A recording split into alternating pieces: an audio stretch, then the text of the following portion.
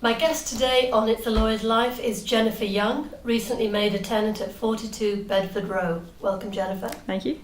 Jennifer, you know that we're looking at this new feature called My Path to Law. Yeah.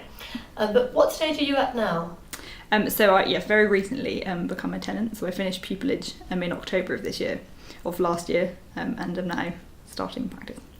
And what sort of practice do you currently have? A very broad one at the moment. So I do lots of various common law things, small claims and housing, and also quite a lot of family. And I think that's where it's kind of the direction it's headed in.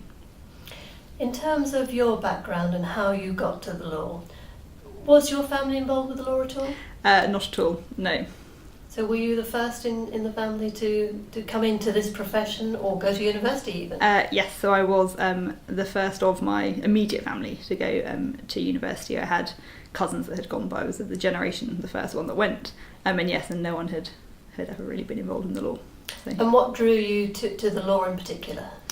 I think it probably started with a mock trial that I did when I was probably about 12. Just quite enjoyed the kind of adversarial, argumentative nature of it, and sort of started to look into it a bit more from there.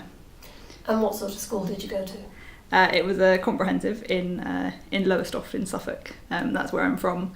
It's a sort of running joke that it was built as a temporary measure in I think about 80 something, and it's since sort of been sinking into the sort of swamp that it's on, sort of temporary cardboard type walls that would move and things like that. So it was interesting.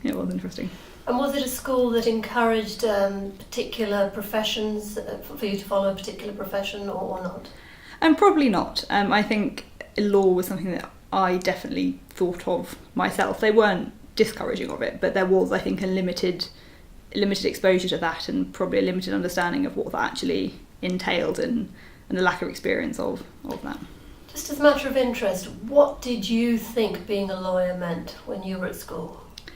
I think to a certain extent I thought it would be lots of making speeches in court and doing some interesting analytical work perhaps, but my actual understanding of the realities of the job was fairly limited, I would say. And did you have a view as to the sort of person who became a lawyer? Probably not, actually. I was aware that I didn't really know many, if any, lawyers. I don't think I had a preconceived idea in my head. I think it was, I knew that's what I wanted to do, and I don't think that I ever thought I couldn't do that. I just didn't really have many points of reference.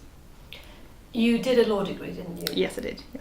And then you had a gap year, I believe, after the degree. Yes, of sorts. What did you do then? So the main focus of that year was an internship I did in Louisiana, in New Orleans, doing death row defence work.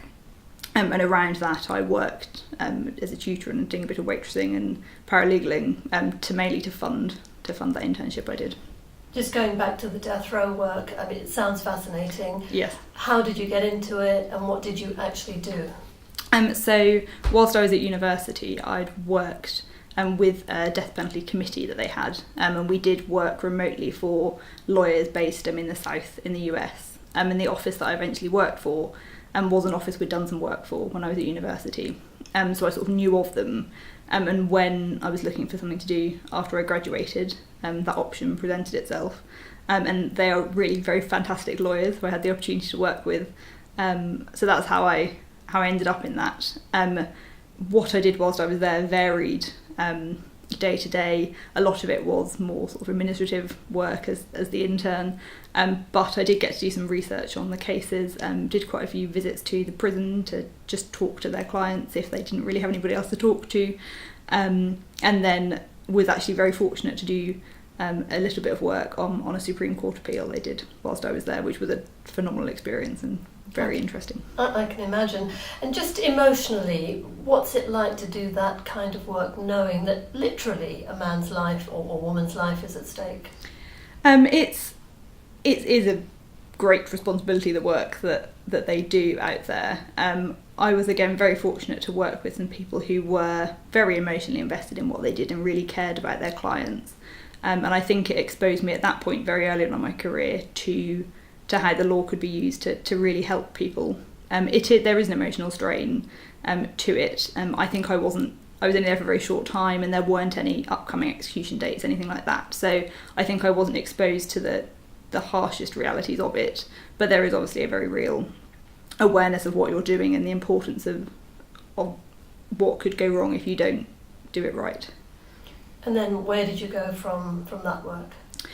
So I came back, moved back to Suffolk for a very short period, and then I moved to London, paralegalled at a firm in London, doing a bit of criminal law, and then on from there I did the BPTC. And from there straight on to pupillage? Yes, yeah. And how are you finding the profession so far, being a fairly new person to it? It's still a very steep learning curve, I would have to say. I'm thoroughly enjoying it. I really enjoy the flexibility it gives you and the freedom you have when you're self-employed as a barrister.